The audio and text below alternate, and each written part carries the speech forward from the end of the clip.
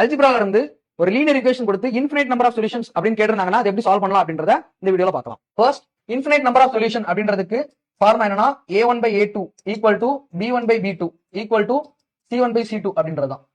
So இதுல நமக்கு கொடுத்துருக்கூடிய ஈக்குவேஷனை a1x b1y c1 அப்படின்ற மாதிரி எடுத்துக்கணும் ஈக்குவல் டு ஒரு வேல்யூ k. சோ இதுல அதே மாதிரி இதை a2x b2y c2 அப்படின்ற மாதிரி எடுத்துக்கணும். சோ a1 என்ன அப்படின்னா 38 டிவைடட் பை a2 அப்படின்றது 46. நமக்கு ஃபைண்ட் அவுட் பண்ண வேண்டியது இந்த q என்ன அப்படின்றத ஃபைண்ட் அவுட் பண்ண சொல்லிருக்காங்க.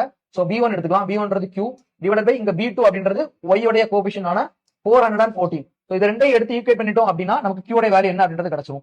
46 414 அப்படின்றது 9. So q is equal to 38 into 9.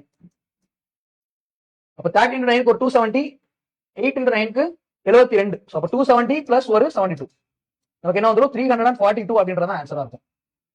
இதே மாதிரி ஒரு கொஸ்டின் உங்களுக்கு ஹோம்வொர்க் கொஸ்டின் வச்சிருக்கேன். இதை ட்ரை பண்ணி பார்த்துட்டு இதுக்கான ஆன்சர் என்ன அப்படின்றத வீடியோ கீழே மறக்காம கமெண்ட்ஸ்ல போஸ்ட் பண்ணுங்க. இதே மாதிரியான யூஸ்ஃபுல் கண்டென்ட்க்கு நம்ம சேனலை மறக்காம சப்ஸ்கிரைப் பண்ணி ஃபாலோ பண்ணிக்கோங்க. தேங்க்யூ.